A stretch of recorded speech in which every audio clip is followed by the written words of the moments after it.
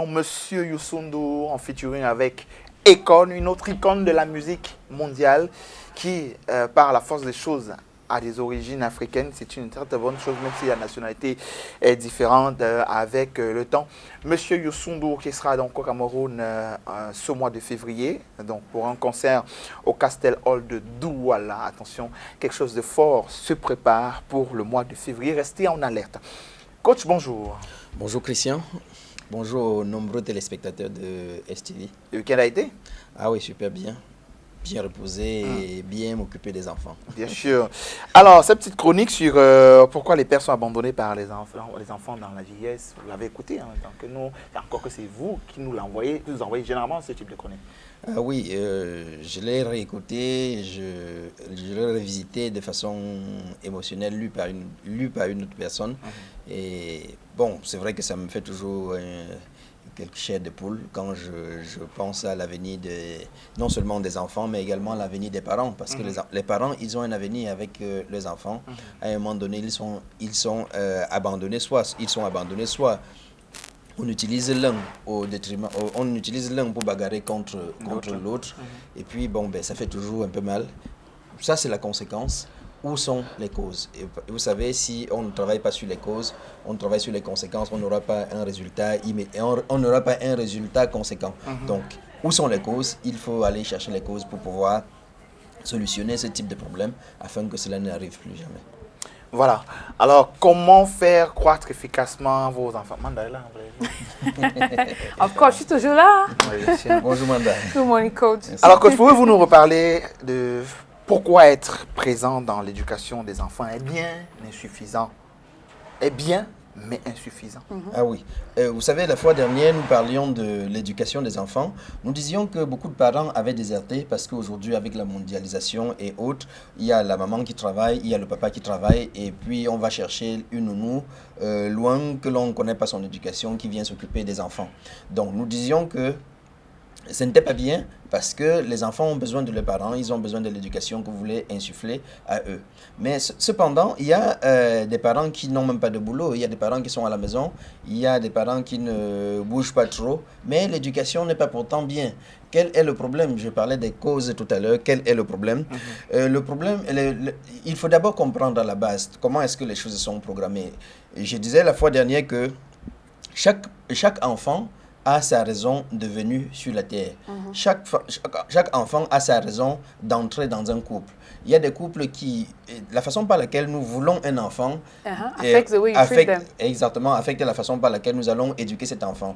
C'est pour cette raison que vous allez voir une famille dans laquelle il y a 10 enfants et c'est 10 éducations différentes, même si globalement, on a une espèce de loi interne. Il y a des enfants il y a les premiers enfants, à qui on donne beaucoup d'amour, beaucoup d'affection parfois, ou bien parfois qui ont peu d'amour. Pourquoi? Parce que ils sont venus par une grossesse indésirée.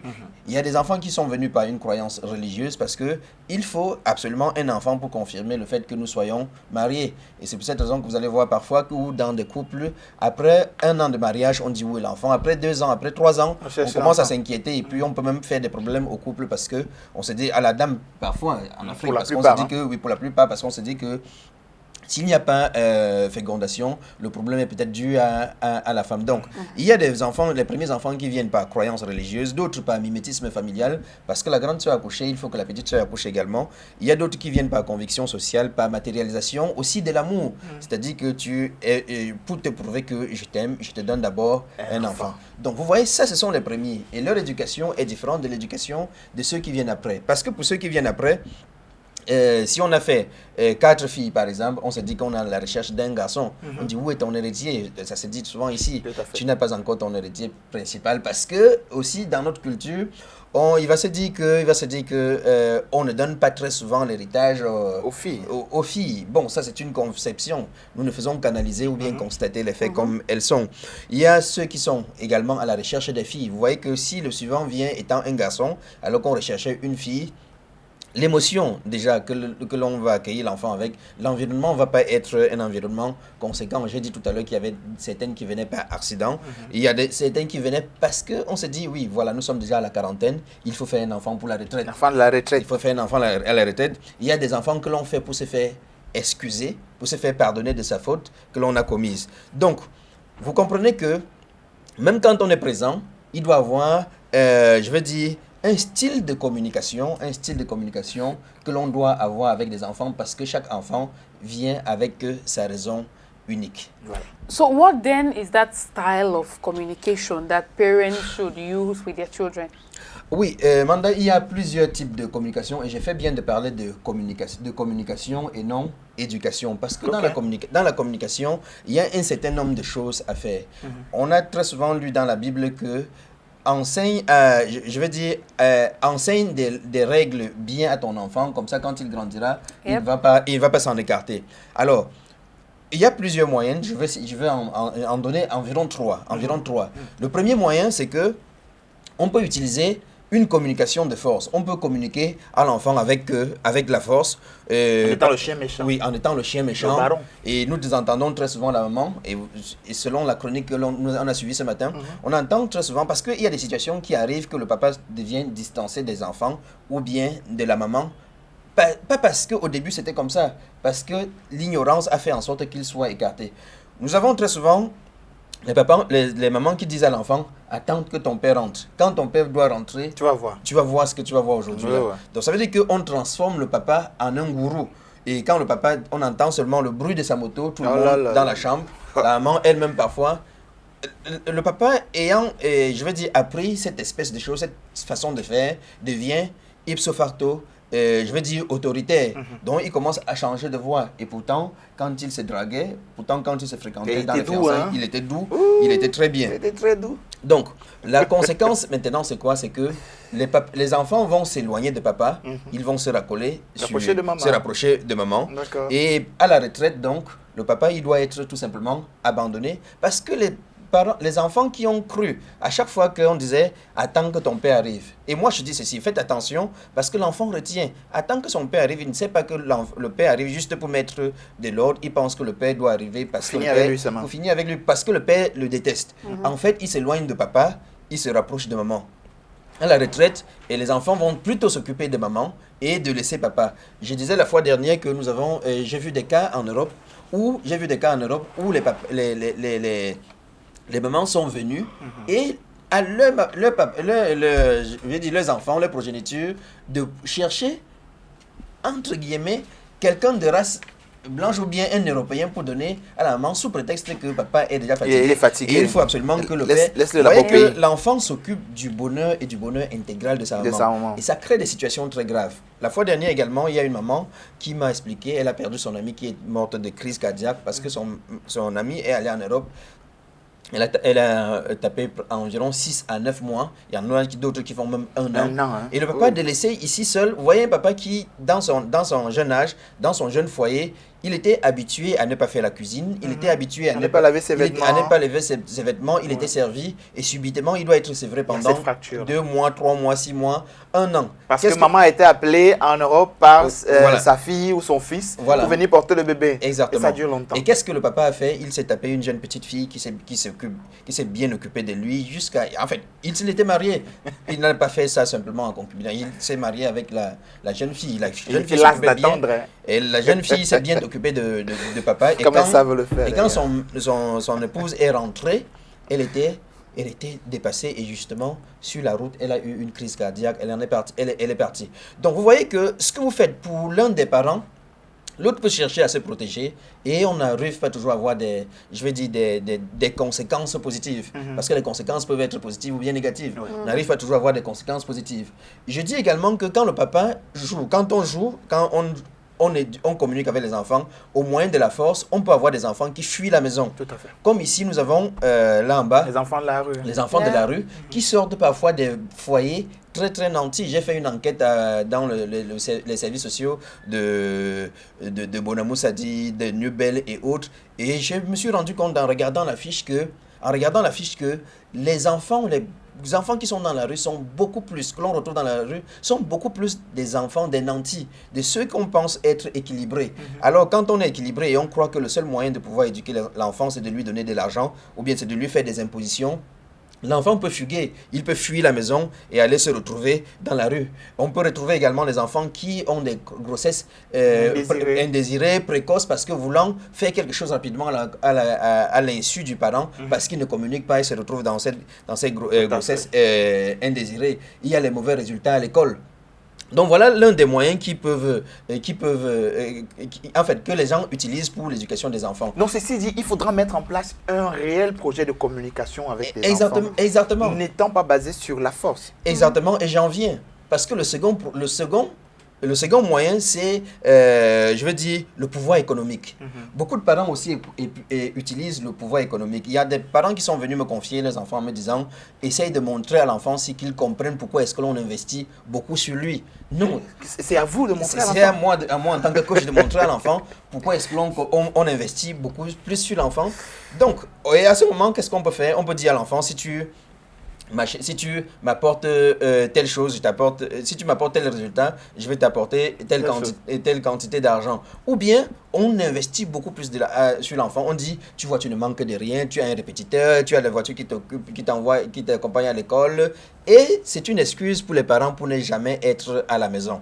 Alors, l'enfant, je vais dire que ce pouvoir économique n'est pas toujours propre à accompagner l'enfant. Parce que au lieu de faire cela, il faut tout simplement enseigner les valeurs à l'enfant au lieu de utiliser l'argent pour enseigner des vraies valeurs, à l'enfant. Parce que on peut utiliser le pouvoir économique comment? Je prends un exemple. Vous avez un enfant à la maison et à qui vous lui dites que... Parce qu'il faut voir pourquoi est-ce que aujourd'hui on ne paye pas les impôts. Les gens n'arrivent pas à payer les impôts. Ils pensent que l'État les vole. Les gens n'arrivent pas à payer la TVA parce qu'ils pensent que c'est de l'argent perdu. Pourquoi? Parce qu'ils n'ont pas appris ça dans le bas âge. Vous utilisez ce pouvoir économique pour dire à l'enfant que si tu m'apportes 15 de moyenne par exemple, je vais te donner 100 francs.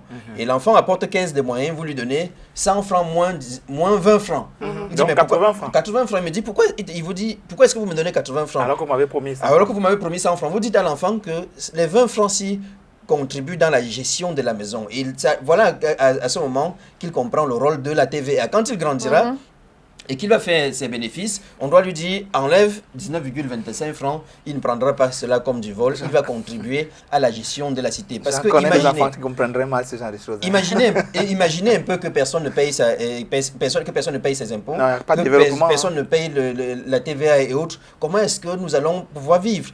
Donc il y a tout cela qui peut participer à la bonne éducation de l'enfant. Utiliser ce pouvoir économique comme ça, au lieu d'en utiliser pour faire le chantage. Mais dans la bonne communication aussi, hein, parce qu'en lui expliquant que je te retiens 20 francs, ce n'est pas pour lui dire que la gestion de la maison est lui tourner le dos. Non, c'est même lui faire comprendre un certain nombre de choses, d'aspects gérables pour la maison dont vous vous occupez tout seul, pour qu'il comprenne que c'est sa participation à la gestion à son niveau de la maison. Et le troisième qui est le plus important, que j'aurais pu conseiller si je pouvais conseiller en relation humaine, j'aurais pu conseiller le moyen du pouvoir de l'esprit, c'est-à-dire l'éducation intelligente.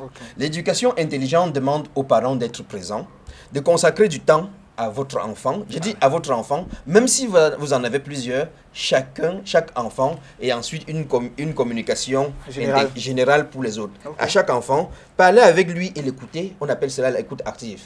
Parce que très souvent, nous n'écoutons pas les enfants. Quand l'enfant pose des questions, nous croisons les bras et on dit, mais cet enfant, il pose trop de questions. Calme-toi, va t'asseoir là-bas. Rester à la maison avec les enfants, ça ne veut pas dire m'asseoir au canapé pendant que je suis en train de voir les séries télévisées ou bien en train de voir mon match et que je dise à l'enfant que non, on va étudier. L'enfant ne comprendra pas. L'enfant comprendra à partir du moment où vous avez aussi à vous un cahier devant vous, un livre devant vous en train de le lire, et l'enfant va apprendre par mimétisme parce que il marche aujourd'hui parce qu'il a vu quelqu'un marcher. Il a rampé parce qu'il a vu quelqu'un ramper. Il parle parce qu'il vous a entendu parler et il vous a entendu faire des accords dans votre expression. Voilà, l'enfant apprend par mimétisme. Il faut lui transmettre des valeurs. N'allez pas dire que mon enfant, je ne sais pas d'où il vient, je ne sais pas comment est-ce qu'il fait. Quelles sont les valeurs que vous avez inculquées à l'enfant? Si le bailleur vient pour vous demander le loyer, vous allez vous cacher dans la chambre et vous dites à l'enfant, dites au bailleur que je ne suis pas là. Quelles sont les valeurs que vous êtes en train d'apprendre à l'enfant? Ça vous permet de faire une gestion une gestion, je vais dire, instantanée, mais quelle en est la conséquence plus tard? Plus tard, l'enfant devient menteur, plus tard, l'enfant devient un voleur, et du coup, son avenir est hypothéqué parce qu'on peut le renvoyer d'un service à cause du mensonge ou bien du vol. Et quand vous allez aller à la retraite, vous n'aurez personne qui va peut-être avoir tout simplement une petite attention pour vous. Il faut le connaître afin de le comprendre. Connaître votre enfant, enfant par enfant, afin de le comprendre et de pouvoir adapter une communication qui sied à cet enfant uniquement parce qu'il a sa raison je veux dire, de venir, il a eu sa raison de venir spécialement dans votre foyer. Donc, il est différent des autres aussi, bien qu'ils soient des frères. Exactement. Alors, donc, s'il peut être assimilé à ce meilleur style qu'il faudrait mettre en place pour assurer une bonne éducation, ces fois, aux enfants?